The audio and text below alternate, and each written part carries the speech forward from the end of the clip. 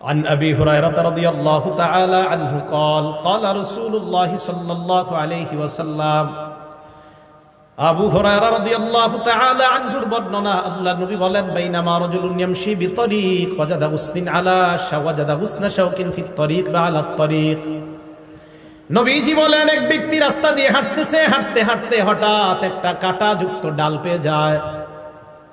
কাঁটাযুক্ত ডাল পাওয়ার পর ফাখরাহু, এই মনে করে কাঁটাযুক্ত ডালটা রাস্তা থেকে সরায়া দেয়। কোনো মুসলমান এই ডালের মধ্যে পড়ে আঘাত পেতে পারে, কোনো মানুষ কষ্ট পেতে পারে। একটা সুই পাইছেন, রাস্তায় ফালাই দিছেন, একটা ইটের টুকরা, যে টুকরা আপনার পায়ে লাগছে, আপনি চিন্তা করলেন আমার আরেক মুসলমানের পায়েও লাগতে পারে, এই টুকরাটা আপনি সরাইয়া দিছেন। একটা কলার সিলকা, এটাতে আপনি পিছলা খেয়েছেন, আপনি চিন্তা করলেন আমার আরেক মুসলমান ভাইও এই সমস্যায় পড়তে পারে, আপনি সরাইয়া দিলেন। আল্লাহ নবী বলেন, ফাশাকারাল্লাহ, আল্লাহ আপনার এই আমলটা এত কবুল করে নেয়, আল্লাহ আপনার প্রতি সন্তুষ্ট হয়ে যায়। শুধু তাই নয়, আল্লাহ নবী বলেন তার আগের জিন্দেগীর সব গুনাহগুলো মাফ করে দেয়। সুম্মা ক্বালা আশ-শুহাদাউ খামসা, এরপর আল্লাহ নবী এই হাদিসের মধ্যে বলেন 5 শ্রেণীর শহীদের আলোচনা করলেন। 1 নাম্বার আল মাতউনু শহীদ, মহামারীতে কোনো ব্যক্তি যদি মারা যায়, প্লেগ রোগে যদি মারা যায়, ওই ব্যক্তি শহীদ হয়ে যায়। 2 নাম্বার আল মাবতুনু শহীদ, পেটের রোগে যদি কেউ মারা যায়, কলেরা ডায়রিয়া হয়ে মারা গেলে ওই ব্যক্তি শহীদ। হ্যাঁ, কলেরা ডায়রিয়া, এই ব্যক্তি শহীদ 2 নাম্বার। 3 নাম্বার আল গরীক শহীদ, কোন ব্যক্তি যদি পানিতে ডুবে মারা যায়, ওই ব্যক্তি শহীদ হয়ে যায়। 4 নাম্বার সাহিবুল হাদামি শহীদ, কোন ব্যক্তি গাছের নিচে দাঁড়ায় আছে, ডাব পরে তাল পরে মারা যায়, ছাদের নিচে দাঁড়ায় আছে, ছাদ পরে মারা যায়। কার নিচে আপনি দাঁড়িয়ে আছেন, হঠাৎ ছাদের থেকে একটা ইট আপনার মাথায়, ফুলের টপ পরে আপনার মাথায় পড়ে আপনি মারা গেলেন, আল্লাহ নবী বলেন শাহাদাতের মর্যাদা পেয়ে গেলাম। 5 নাম্বার শহীদ ফি সাবিলিল্লাহ, আল্লাহর রাস্তায় যে জিহাদ করে শহীদ হয়, ব্যক্তি শহীদ হয়ে যায়। হাদিসের শেষে আল্লাহ নবী বলেন, দুনিয়ার মানুষ তোমরা জানো, লাউ ইয়ালামুন নাস মা ফিন নিদাই ওয়াস সাফিল আউয়াল, মানুষ যদি জানতো প্রথম কাতারে নামাজ পড়ার কি উপকারিতা, আর আজান দেওয়ার মধ্যে নামাজ আর আজান দেওয়ার মধ্যে কি উপকার, মানুষ যদি জানতো প্রথম কাতারে নামাজের কি ফায়দা, আজানের কি ফায়দা, সুম্মা লাম ইয়াজিদু ইল্লা আইয়াস্তাহিমু আলাইহি লাস্তাহামু আলাইহি, মানুষ যদি প্রথম কাতারের ফজিলত জানতো, লটারি করে হলেও মানুষ যুদ্ধ করে হলেও প্রথম কাতারে নামাজ পড়ার চেষ্টা করত। আর যদি আজানের ফজিলত জানতো, লটারি করে হলেও নিজের নাম লিস্টের মধ্যে এনে মুসলমান আজান দেওয়ার চেষ্টা করত। তাহলে আপনারা যদি জানতেন ফজিলত, নবীজি বলেন মানুষ বুঝতেছে না কেন যে প্রথম কাতারের ফজিলত, আজানের কি পরিমাণ ফজিলত, এগুলা মানুষ খুব মুয়াজ্জিনের অপেক্ষায় থাকে। আমাদের সকলকে আল্লাহ সহি শুদ্ধভাবে আজান শিখে এই আজানের আমল যেন আমরা করে আল্লাহর কাছ থেকে এই ফজিলত অর্জন করতে পারি, আল্লাহ তৌফিক দান করেন। সবাই আজান দেওয়ার নিয়ত হয়েছে তো ইনশাআল্লাহ? এগুলো 2 নাম্বার। 3 নাম্বার, আজান যে ব্যক্তি দেয় কিয়ামতের ময়দানে তার গলা সবচেয়ে লম্বা হবে। মানে কি জিরাফের মতো? হ্যাঁ, মন দিয়ে শোনেন। মুসলিম শরীফের 387 নাম্বার হাদিস, 387, আমাদের মাদ্রাসা সিলেবাস অনুযায়ী 387, মোট হাদিস সংখ্যা হবে 3033টা।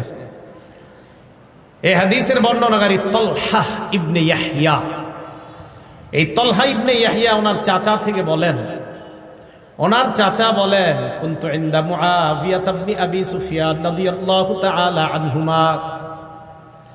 তলহা ইবনে ইয়াহইয়া বলেন, আমার চাচা ইমাম মুআবিয়া, আমিরে মুআবিয়ার কাছে ছিলেন। ফাজাআহুল মুয়াজ্জিন, মুয়াজ্জিন আসিয়া ইয়াদউহু ইলাস সালাহ। মুয়াজ্জিন আইসা কয়, আমিরে মুআবিয়াকে বললেন নামাজের সময় হয়েছে, মসজিদে চলেন। আমিরে মুআবিয়া বললেন, মুয়াজ্জিন দাঁড়াও। সামি'তু রাসূলুল্লাহি সাল্লাল্লাহু আলাইহি ওয়াসাল্লাম ইয়াকুল, আমি আল্লাহ নবীকে বলতে শুনেছি, আল মুয়াজ্জিনুনা আতওয়ালুন নাসি আ'নাকান ইয়াউমাল কিয়ামাহ, কিয়ামতের ময়দানে মুয়াজ্জিনের গলাটা কোটি কোটি মানুষের মাঝে লম্বা হয়ে যাবে। লম্বা দ্বারা কি উদ্দেশ্য মনে রাখবেন? 2টা। 1 নাম্বার, আকসারুন নাসি মুতাশাউফান বা তাশাউফান ইলা রাহমাতিল্লাহ, কিয়ামতের ময়দানে মুয়াজ্জিন অন্যান্য কোটি কোটি মানুষের চাইতে আল্লাহর রহমতের অধিক প্রত্যাশী হবেন। এক, মুয়াজ্জিন আশায় থাকবে যে আমি মুয়াজ্জিন ছিলাম দুনিয়াতে, কিয়ামতের মাঠে আমি রহমতের বেশি প্রত্যাশী। নবী বলেন এই লম্বা গলা দ্বারা এটা উদ্দেশ্য। দুই নাম্বারটা বুঝেন কি? দুই নাম্বার, এক নাম্বারটা আরেকটু বুঝেন। লিআন্নাল মুতাশাউইফা ইউতিলু উনুখা ইলা মা ইয়াতাতাল্লাউ আলাই। যেই ব্যক্তি আকাঙ্ক্ষা করে কোনো জিনিসের, ওই ব্যক্তি তার আকাঙ্ক্ষিত বস্তুটার দিকে গলাটা এইভাবে বাড়ায়া তাকায়। যেই ব্যক্তি কোনো জিনিসের আকাঙ্ক্ষা করে, আগে তো রেজাল্ট বের হইতো বোর্ডে, এখন তো মোবাইলে বের হয়ে যায়।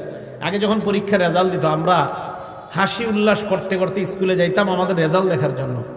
তো যাওয়ার পরে মনে করেন কারো 1, 2, 3-এর মধ্যে আসছে যারা, ওই 3 জন কি করে আপনার সবার মাঝে এইভাবে গলাটা সামনে বাড়ায়া দিতে চায় তার রেজাল্টটা দেখার জন্য। বোঝা গেল কোনো ব্যক্তি কোনো জিনিসের আকাঙ্ক্ষা আর আকাঙ্ক্ষিত বস্তুটা যদি দামি হয়, বাজারে মাছ আসছে আপনার রুই মাছ ভালো ভালো, আপনারা 10-20 জন সামনে দাঁড়ায় আছেন, বড় রুই মাছটার দিকে পিছন থেকে সবাই খালি গলা এইভাবে বাড়ায় বাড়ায় দেখতে চায়।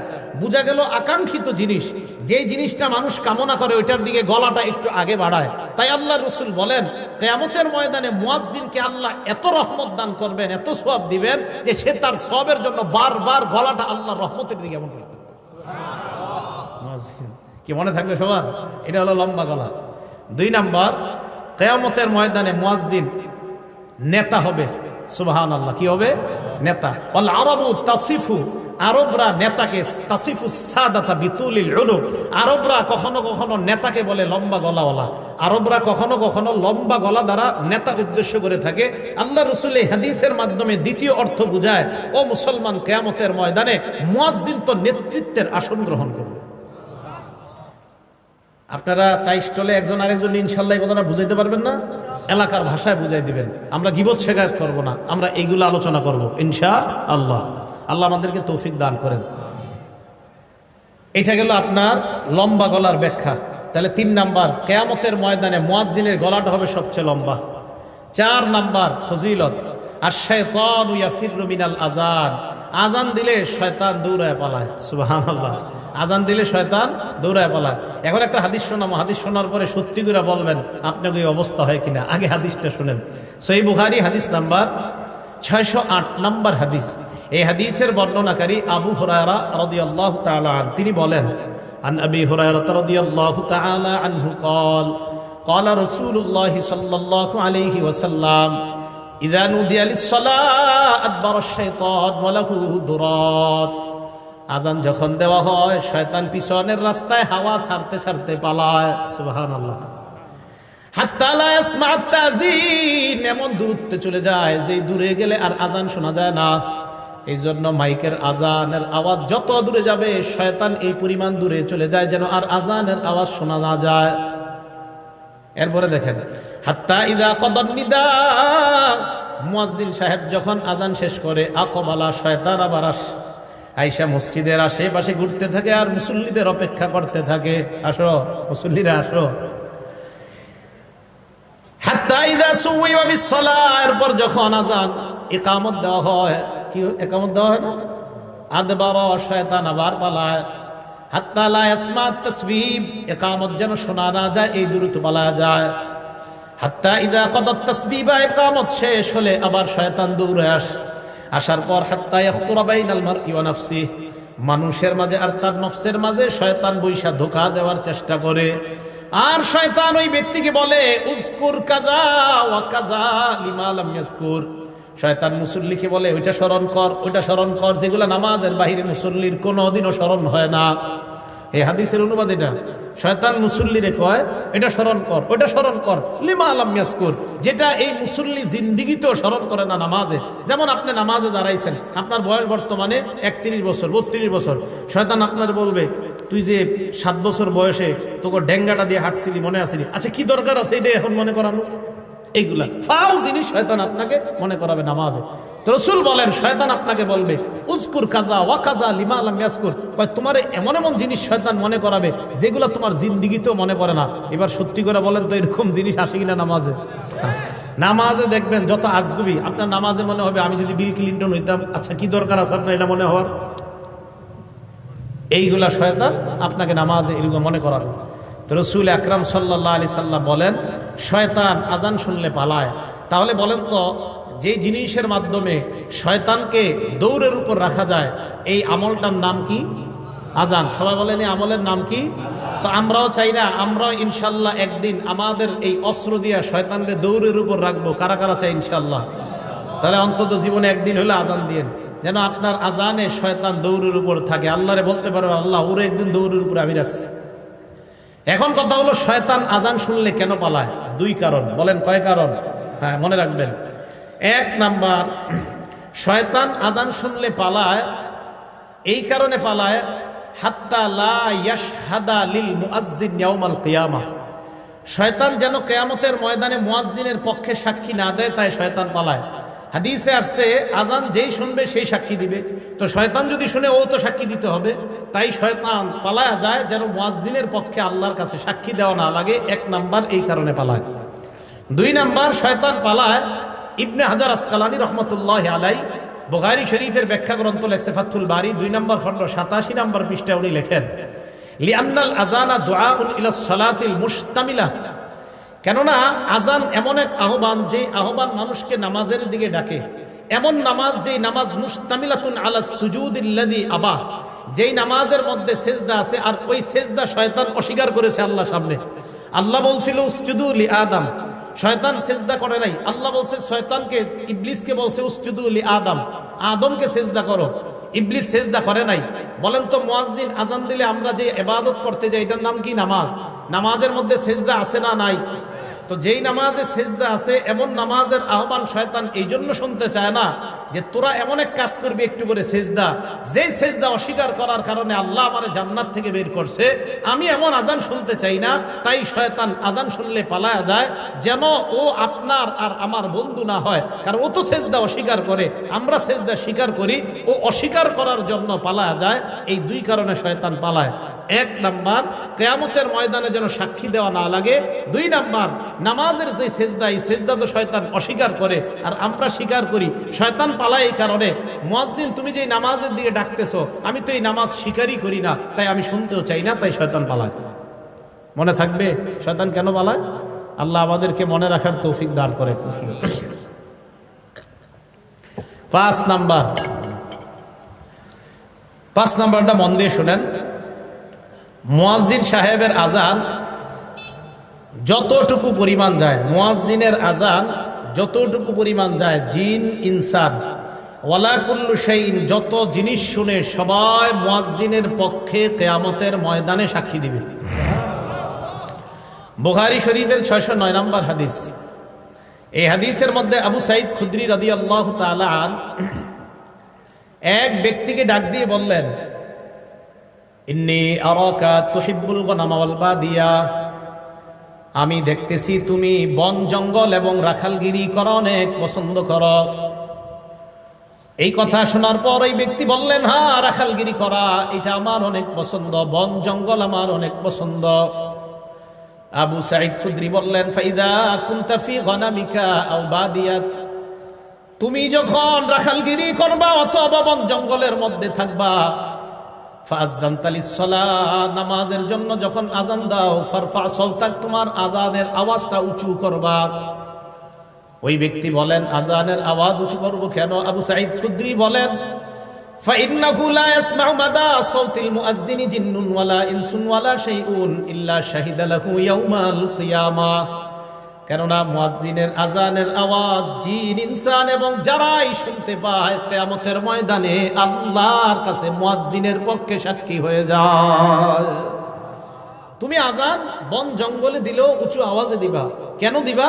তোমার আজানের আওয়াজ যত মানুষ, যত জিন যারাই শুনবে তারাই কিয়ামতের ময়দানে সাক্ষী দিবে। এখন আমি আপনাদেরকে বলতে চাই, আমার পক্ষে কিয়ামতের ময়দানে জিন ইনসান এবং প্রচুর পরিমাণ সাক্ষী হোক, এটা আমরা সবাই চাই কি চাই না? এই জন্য মসজিদে আজান দিবেন, আজানের আওয়াজ যত দূরে যাবে, যারা আপনার আজানের আওয়াজ শুনবে কিয়ামতের ময়দানে আল্লাহর কাছে বলবে আল্লাহ এই ব্যক্তির আজানের আওয়াজ আমরা শুনছি, আমরা তার মাগফিরাতের পক্ষে আপনার কাছে সাক্ষী দিলাম। 6 নাম্বার, মুয়াজ্জিন সাহেবের ব্যাপারে 6 নাম্বার যে কথাটা বলবো, আমি মূলত আজান যেই কারণে দেওয়ার জন্য খুব বেশি আগ্রহী, এই 6 নাম্বারটার কারণে। 6 নাম্বার যে ফজিলতটা, মুয়াজ্জিন সাহেব যারা দুনিয়াতে আজান দেয় তাদের জন্য আল্লাহর রাসূল আল্লাহর কাছে বলে, আল্লাহ মুয়াজ্জিনদেরকে আপনি মাফ করে দেন। আর কি চান? রাসূল সাল্লাল্লাহু আলাইহি সাল্লাম বলছেন। আবু দাউদ শরীফের 517 নাম্বার হাদিস, عن أبي هريرة رضي الله تعالى عنه قال قال رسول الله صلى الله عليه وسلم আবু হুরায়রা রাদিয়াল্লাহু তাআলা আনহুর বর্ণনা, আল্লাহ নবী বলেন, আল ইমামু যামিন, ইমাম হলো জিম্মাদার, ওয়াল মুয়াজ্জিনু মু'তামান, মুয়াজ্জিন হলো আমানতদার। নবীজি বলেন, আল্লাহুম্মা আরশিদিল আইম্মা, আল্লাহ দুনিয়ার সমস্ত ইমামদেরকে তুমি পথ প্রদর্শন করো, সঠিক পথে তুমি পরিচালনা করো, সঠিক পথ দেখায় দাও দুনিয়ার সব ইমাম সাহেবদেরকে। এরপর নবী বলেন, ওয়াগফির লিল মুয়াজ্জিনিন, মাবুদ দুনিয়ার মধ্যে আমার যত উম্মত আজান দেয় তাদের জন্য আমি তোমার কাছে বললাম সমস্ত মুয়াজ্জিনদেরকে তুমি মাফ করে দাও। তাহলে আপনি আল্লাহ রসুলের দোয়া পাবেন, যে রসুল সাল্লাল্লাহু আলাইহি সাল্লাম মুয়াজ্জিনের জন্য আল্লাহর কাছে বলছে, আল্লাহ আপনি দুনিয়ার সব মুয়াজ্জিনদেরকে মাফ করে দেন। আমি আপনাদের কাছে জানতে চাই, এর চেয়ে বড় আর দোয়া কি চান? যে রসুল সাল্লাল্লাহু আলাইহি সাল্লাম যারা আজান দেয় তাদের জন্য দোয়া করে বলে, আল্লাহ মুয়াজ্জিনদেরকে আপনি মাফ করে দেন। তাহলে বলেন আমরা সবাই ইনশাআল্লাহ আজান দিতে রাজি আছি তো? ইনশাআল্লাহ। আল্লাহ আমাদেরকে আমলটা করার তৌফিক দান করেন। 7 নাম্বার, আগে বলছি কি মুয়াজ্জিনের আজান জিন ইনসান যারা শোনে তারা আল্লাহর কাছে সাক্ষী দিবে। 7 নাম্বার ফজিলত, মুয়াজ্জিনের আজানের আওয়াজ যত দূর পরিমাণ যায় ওই পর্যন্ত শুষ্ক এবং ভিজা যত বস্তু আছে সমস্ত বস্তু কিয়ামতের মাঠে আল্লাহর কাছে সাক্ষী দিবে। শুধু তাই না, মুয়াজ্জিনের আজান যেই পরিমাণ দূরে যায় ওই পরিমাণ, মানে এরকম লম্বা পরিমাণ পর্যন্ত তার গুনাহ মাফ করে দেওয়া হয়। দলিল আবু দাউদ শরীফ 515 নাম্বার হাদিস। এই হাদিসের বর্ণনাকারীও আবু হুরায়রা রাদিয়াল্লাহু তাআলা আনহু। عن أبي هريرة رضي الله تعالى عنه قال قال رسول الله صلى الله عليه وسلم আবু হুরায়রা রাদিয়াল্লাহু তাআলা আনহুর বর্ণনা, আল্লাহ নবী বলেন, আল মুয়াজ্জিনু ইগফারু লাহু মাদা সাউতিহি, মুয়াজ্জিন যখন আজান দেয়, ইগফারু লাহু মাদা সাউতিহি, তার আজানের আওয়াজ যেই পরিমাণ দূরে যায় ওই পরিমাণ পর্যন্ত তাকে ক্ষমা করে দেওয়া হয়। আজান জোরে দিবেন, যদি মাইক না থাকে কারেন্ট না থাকে তো জোরে দিবেন। আগের দিনে মুরব্বীরা আজান দিলে 2-3 মাইল দূর থেকে শোনা যেত। এখন আমরা খানা খাদ্যে সব ভেজাল ঢুকছে, আওয়াজও কম, আজানের অত আওয়াজও হয় না। আর দালান কোঠায় এত বাড়ছে যে আজানের আওয়াজ এখন দূরেও যায় না। রাসূল সাল্লাল্লাহু আলাইহি সাল্লাম বলেন, মুয়াজ্জিনের আজানের আওয়াজ যেই পরিমাণ দূরে যায় ওই পরিমাণ দূরত্ব পরিমাণ আল্লাহ তার জিন্দেগীর গুনাহ মাফ করে দেয়। এবার কি বলে দেখেন, ওয়ায়াশহাদু লাহু কুল্লু রাতবিন ওয়া ইয়াবিস, যত শুষ্ক ভিজা তাজা এবং শুষ্ক যত বস্তু আছে সমস্ত বস্তু কিয়ামতের ময়দানে মুয়াজ্জিনের পক্ষে আল্লাহর কাছে সাক্ষী দিবে। তাহলে আমরা আজান দিব ইনশাআল্লাহ। এই 7। 8 নাম্বারটা শুনেন, নাসাই শরীফের 666 কত হইল? 666 কত হয়? হ্যাঁ 666 নাম্বার হাদিস। কত? 666 কত হয়? 666 নাম্বার হাদিস। এই হাদিসের বর্ণনাকারীর নাম উকবা ইবনে আমির রাদিয়াল্লাহু তাআলা আন। তিনি বলেন, সামিআতু রাসূলুল্লাহি সাল্লাল্লাহু আলাইহি ওয়াসাল্লাম ইয়াকুল, আল্লাহ নবীকে আমি বলতে শুনলাম, ইয়াজাবু রাব্বুকা মিন রাঈ গানামিন ফি রাসি শাজিয়াতিল জাবাল, তোমাদের কেউ যদি পাহাড়ের চূড়ায় যায়, চূড়ায় যাওয়ার পর যদি আজান দেয়, আজান দেওয়ার পর যদি নামাজ কায়েম করে, জোরে বলেন কোথায়? আরে আরো জোরে।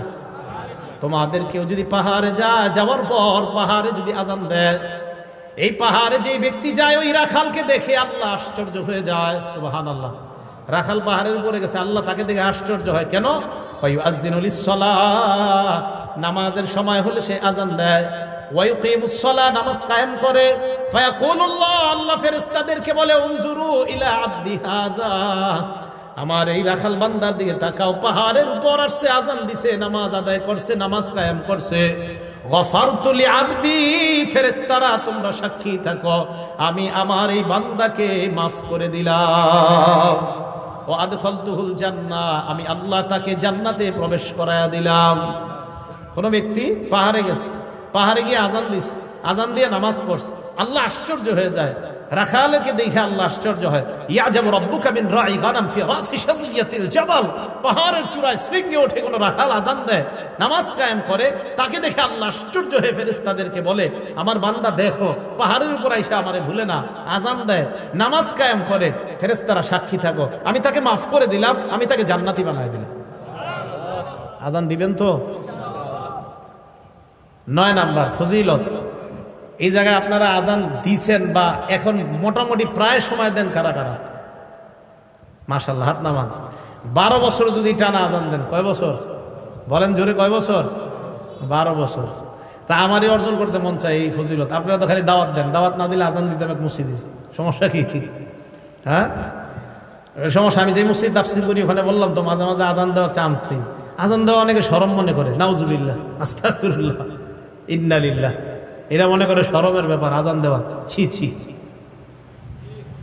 ইবনে মাজার 728 নাম্বার হাদিস। এই হাদিসের বর্ণনাকারী আব্দুল্লাহ ইবনে ওমর রাদিয়াল্লাহু তাআলা আনহুমা, তিনি বলেন, ক্বালা রাসূলুল্লাহ সাল্লাল্লাহু আলাইহি ওয়াসাল্লাম, আল্লাহ নবী বলেন, মান আযানা সিনতাই আশারাতা সানাতান, কেউ যদি 12 বছর টানা আজান দেয়, জুড়ে বলেন কয় বছর? নবীজি বলেন, কেউ যদি টানা 12 বছর আজান দিতে পারে, ওয়াজাবাত লাহুল জান্নাত, তার জন্য আল্লাহর জান্নাত ওয়াজিব হয়ে যায়। কয় বছর? 12 বছর টানা আজান দিলে জান্নাত ওয়াজিব। আজান দিবেন তো? আজানের ফজিলত সবাই সবাই, ইমাম সাহেবরাও চেষ্টা করেন, খতিব সাহেবরাও চেষ্টা করেন, উলামায়ে কেরাম যারা আছেন মাঝে মাঝে ফজিলত তো আমগো দরকার আছে। এই সাধারণ জনগণ লম্বা গলা দিয়ে আল্লাহর কাছ থেকে রহমত দিব, তা আমরা হুজুররা কি করবো?